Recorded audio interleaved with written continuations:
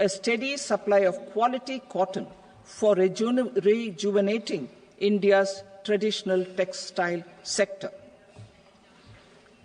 Kisan credit cards facilitate short-term loans for 7.7 crore farmers, fishermen, and dairy farmers. The loan limit under modified interest subvention scheme will be enhanced from 3 lakh rupees to 5 lakh rupees for loans taken through the KCC. For Atmanirbharta in urea production, our government had reopened 3 dormant urea plants in the eastern region. To further augment urea supply, a plant with annual capacity of 12.7 lakh metric tons will be set up at Namrup in Assam.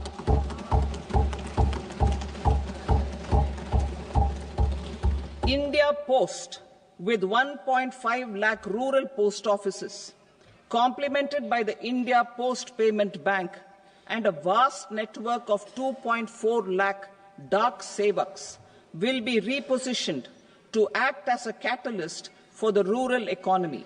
Details are at Annexure C. MSMEs as the second engine. Now I move to MSMEs as the second engine, which encompasses manufacturing and services with a focus on MSMEs numbering 5.7 crores. Currently, over 1 crore registered MSMEs, employing 7.5 crore people and generating 36% of our manufacturing, have come together to position India as a global manufacturing hub. With their quality products, these MSMEs are responsible for 45% of our exports. To help them achieve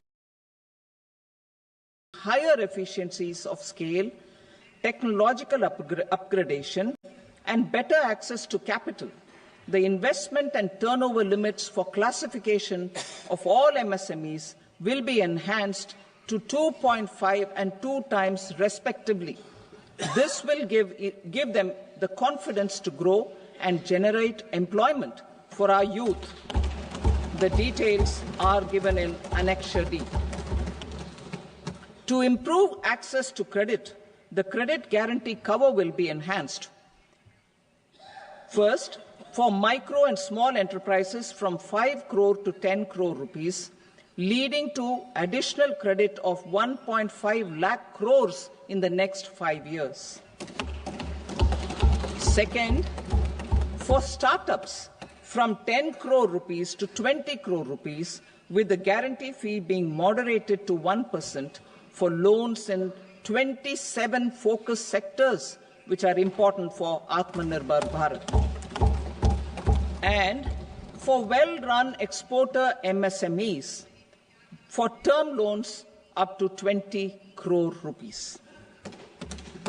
Also for the micro enterprises, we will introduce customized credit cards with a 5 lakh rupee limit for micro enterprises registered on Udyam portal.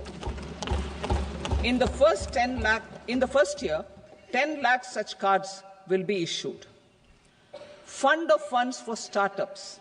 The Alternate Investment Fund, AIFs, for startups have received commitments of more than 91,000 crores rupees. These are supported by the fund of funds set up with the Government of India's contribution of 10,000 crore rupees.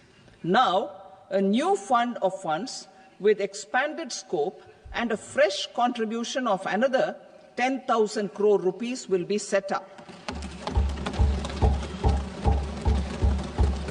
A new scheme will be launched for 5 lakh women, scheduled castes and scheduled tribes, first-time entrepreneurs. This will provide term loans up to 2 crore rupees during the next 5 years. The scheme will incorporate lessons from the successful Stand Up India scheme, online capacity building for entrepreneurship and managerial skills will also be organized. Measures for labor-intensive sectors. To promote employment and entrepreneurship opportunities in labor-intensive sectors, our government will undertake specific policy and facilitation measures. To enhance the productivity, quality, and competitiveness of India's footwear and leather sector, a focused product scheme will be implemented. The scheme will support design capacity, component manufacturing, and machinery required for production of non-leather quality footwear, besides the support for leather footwear and products.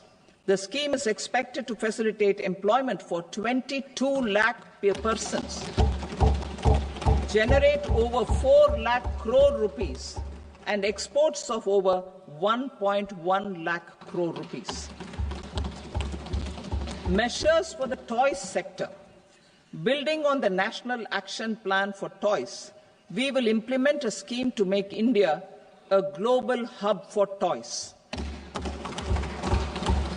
The scheme will focus on development of clusters, skills, and a manufacturing ecosystem that will create high-quality, unique, innovative, and sustainable toys that will represent the Made in India brand.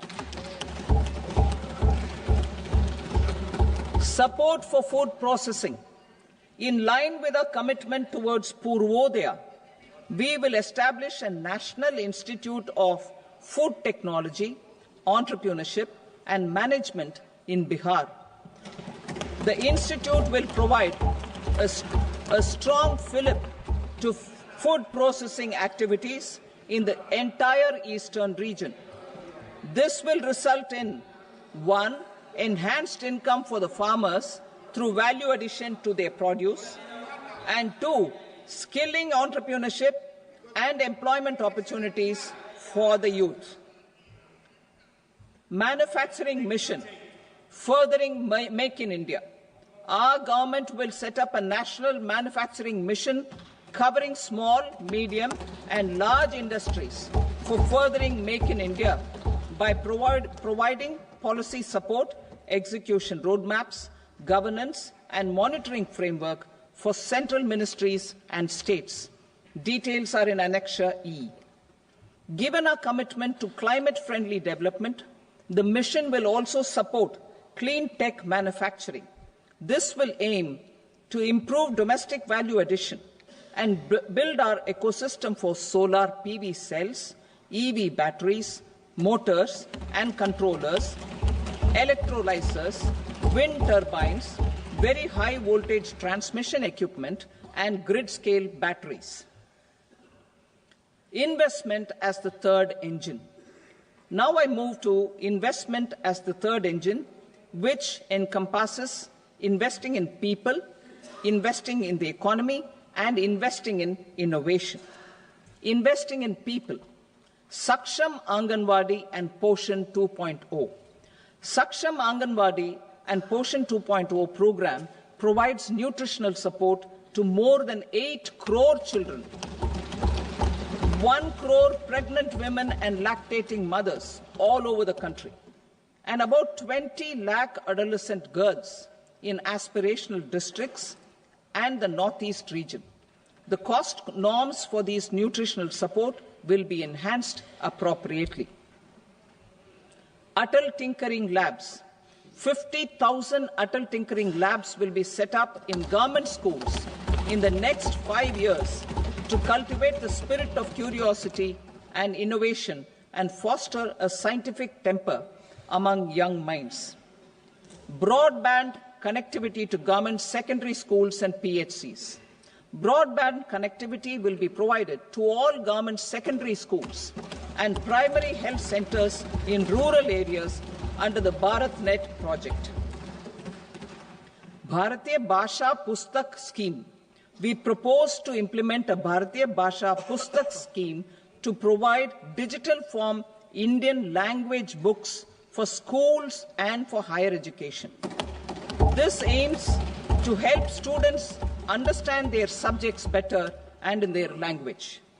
National Centers of Excellence for skilling. Building on the initiative announced in the July 24 budget, 5 national centers of excellence for skilling will be set up with global expertise and partnerships to equip our youth with the skills required for Make for India, Make for the World manufacturing. The partnership will cover curriculum design, training of trainers, and a skills certification framework and periodic reviews. Expansion of capacity in IITs. Total number of students in 23 IITs has increased 100% from 65,000 to 1.35 lakh in the past 10 years.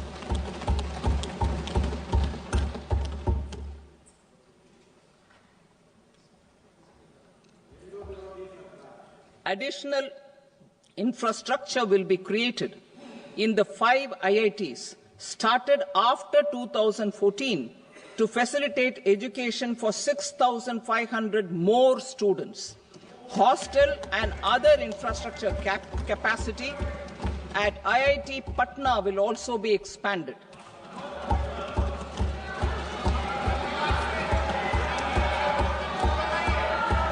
Center of Excellence.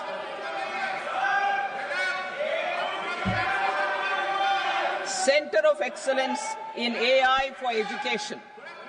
I had announced 3 centers of excellence in artificial intelligence for agriculture, health, and sustainable cities in 2023. Now a center of excellence in artificial intelligence for education will be set up with a total outlay of 500 crores. Expansion of medical education. Our government has added almost 1.1 lakh undergraduate and postgraduate medical education seats in 10 years, an increase of 130%. In the next year, 10,000 additional seats will be added in medical colleges and hospitals towards the goal of adding 75,000 seats in the next 5 years. Daycare cancer centers in all district hospitals. Our government will facilitate setting up of daycare cancer centers in all district hospitals in the next 3 years. 200 centers will be established in 25-26 itself. Strengthening urban livelihoods. Our government has been giving priority to assisting urban poor and vulnerable groups. A scheme for socio-economic upliftment of urban workers will be implemented to help them improve their incomes, have sustainable livelihoods, and a better quality of life. PM Swanidhi scheme has benefited more than 68 lakh street vendors, giving them respite from high-interest informal sector loans. Building on this success, the scheme will be revamped with enhanced loans from banks, UPI-linked credit cards with 30,000 rupees limit, and capacity building support. Social Security Scheme for welfare of online platform workers. Gig workers of online platforms provide great dynamism to the new age services economy. Recognizing their contribution, our government will arrange for their identity cards and registration on the e-Shram portal. They will be provided healthcare under PM Jan Arogya Yojana. This measure is likely to assist nearly 1 crore gig workers.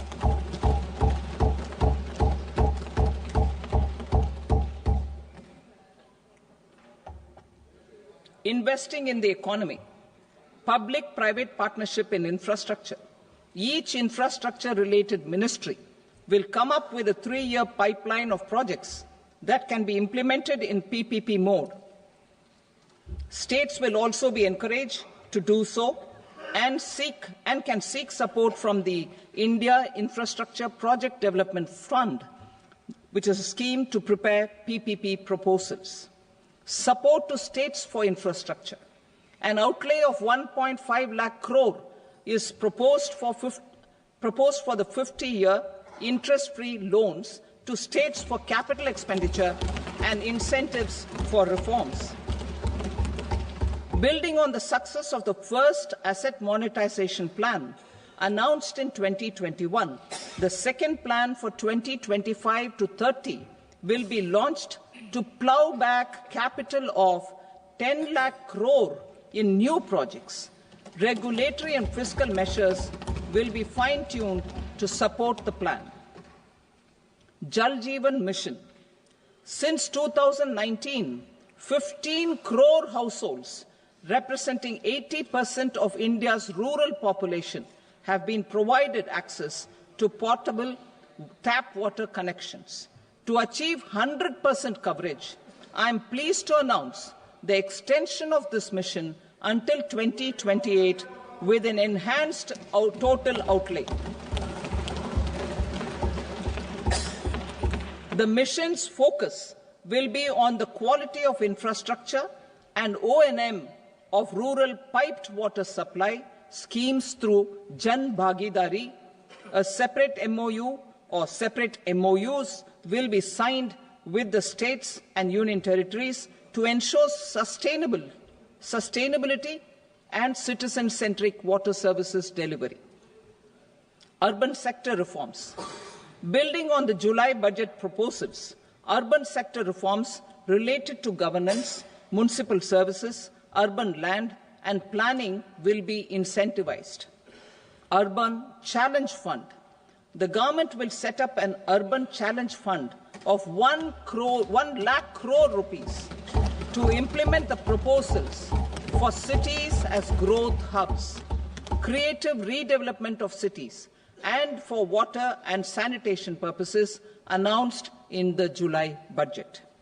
This fund will finance up to 25% of the cost of bankable projects, with a stipulation that at least 50% of the cost is funded from bonds, bank loans, and PPPs. An allocation of 10,000 crore is proposed in 2025-26. Power sector reforms. We will incentivize electricity distribution reforms and augmentation of intra-state transmission capacity by states. This will improve financial health and capacity of electricity companies. Additional borrowing of 0.5% of GSDP will be allowed to states contingent on these reforms. Nuclear energy mission for Vikasit Bharat. Development of at least 100 gigawatt of nuclear energy by 2047 is essential for our energy transition efforts. For an active partnership with the private sector towards this goal, amendments to the Atomic Energy Act and the Civil Liability for Nuclear Damage Act will be taken up. A nuclear energy mission for research and development of small modular reactors with an outlay of 20,000 crore will be set up. At least 5 indigenously developed small modular reactors will be operationalized by 2033. Shipbuilding. The shipbuilding financial assistance policy will be revamped to address cost disadvantages.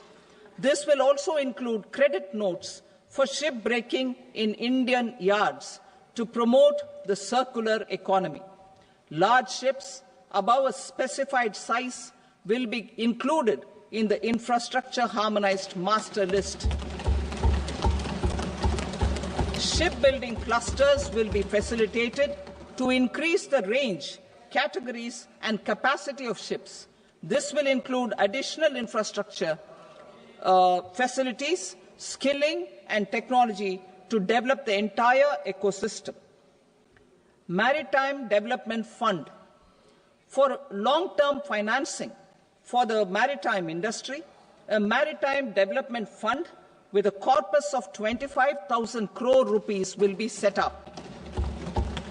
This will be for distributed support and promoting competition.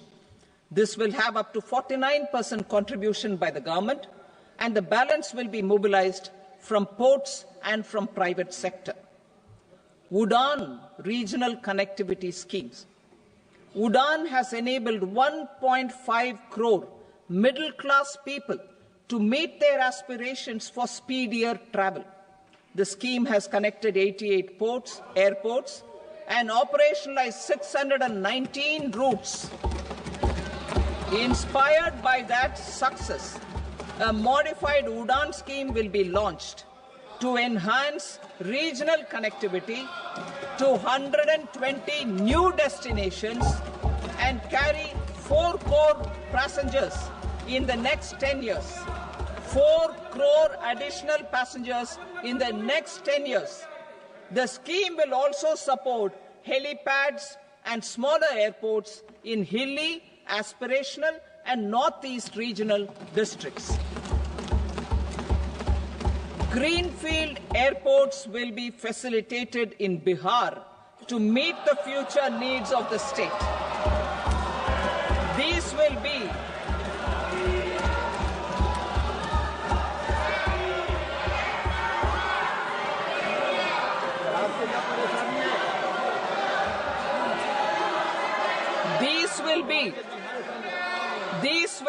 in addition to the expansion of the capacity of Patna Airport and a brownfield airport in Beta. Western Kosi Canal project in Mithilanchal. Financial support will be provided for the Western Kosi Canal ERM project, benefiting a large number of farmers, cultivating over 50,000 hectares of land in the Mithilanchal region of Bihar. Mining sector reforms. Mining sector reforms, including those for minor minerals, will be encouraged through sharing of best practices and institutions of a state mining index. A policy for recovery of critical minerals from tailings will be brought out.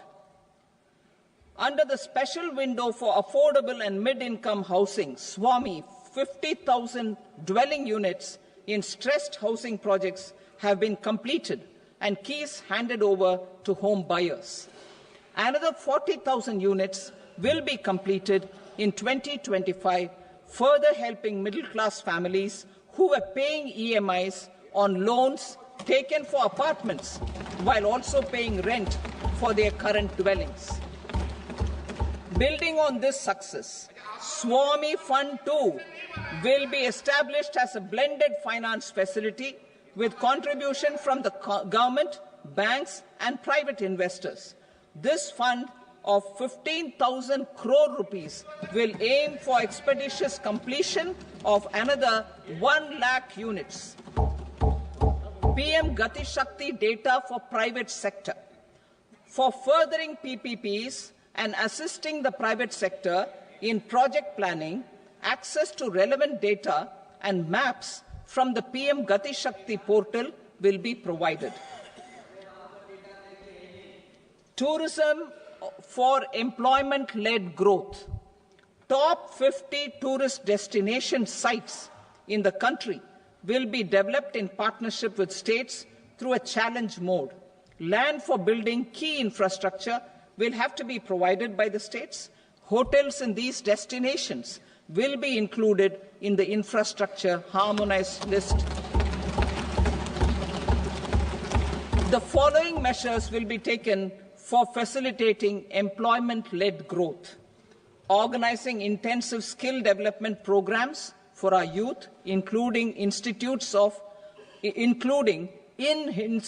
of hospitality management. Providing mudra loans for homestays.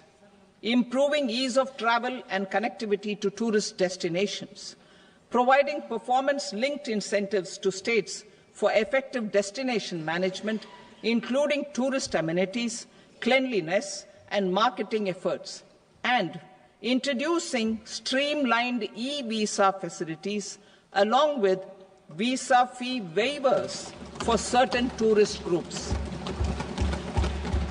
Continuing with the emphasis on places of spiritual and religious significance, in the July budget, there will be a special focus on destinations related to the life and times of Lord Buddha. Medical tourism and heal in India. Medical tourism and heal in India will be promoted in partnership with the private sector, along with capacity building and easier visa norms. Investing in innovation. To implement private sector-driven research, development and innovation initiatives announced in the July budget, I am now allocating 20,000 crore rupees for this purpose. A deep tech fund of funds will also be explored to catalyze the next generation startups as a part of this initiative. In the next 5 years, under the PM Research Fellowship Scheme, we will provide 10,000 fellowships for technological research in IITs and IISc with enhanced financial support. The second gene bank with 10 lakh germplasm lines will be set up for future food and nutritional security. This will provide conservation support to both public and private sectors for genetic resources. We will start a national geospatial mission to develop foundational geospatial infrastructure and data. Using PM Gati Shakti, this mission will facilitate modernization of land records, urban planning, and design of infrastructure projects. A Gyan Bharatam mission for survey, documentation, and conservation of our manuscript heritage with academic institutions, museums, libraries, and private collectors will be undertaken to cover more than 1 crore manuscripts. We will set up a national digital repository of Indian knowledge systems for knowledge sharing. Now I move to exports as the fourth engine. We will set up an export promotion mission with sectoral and ministerial targets driven jointly by the Ministries of Commerce, MSME, and Finance. It will facilitate easy access to export credit, cross-border factoring support, support to MSMEs to tackle non-tariff measures in overseas markets. A digital public infrastructure, Bharat Trade Net, for international trade will be set up as a unified platform for trade documentation and financing solutions. This will complement the Unified Logistics Interface platform. The BTN will be aligned with international practices. Support will be provided to develop domestic manufacturing capacities for our economy's integration with global supply chains.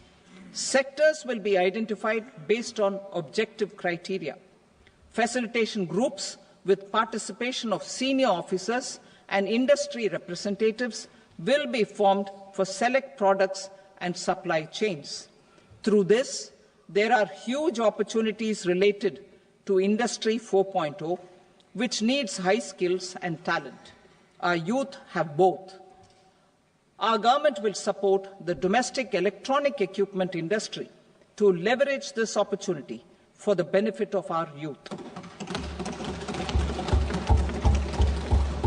A national framework will be formulated as guidance to states for promoting global capability centers in emerging Tier 2 cities. This will suggest measures for enhancing availability of talent and infrastructure, building bylaw reforms, and mechanisms for collaboration with industry.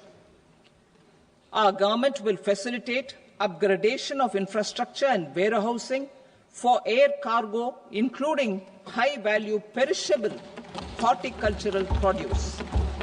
Cargo screening and customs protocol will be streamlined and made user-friendly. Reforms as the fuel. Over the past 10 years, our government has implemented several reforms for convenience of taxpayers, such as faceless assessment, 2, taxpayer charter, 3, faster returns, 4, almost 99% returns being on self-assessment, and 5, Vivad Se Vishwas scheme.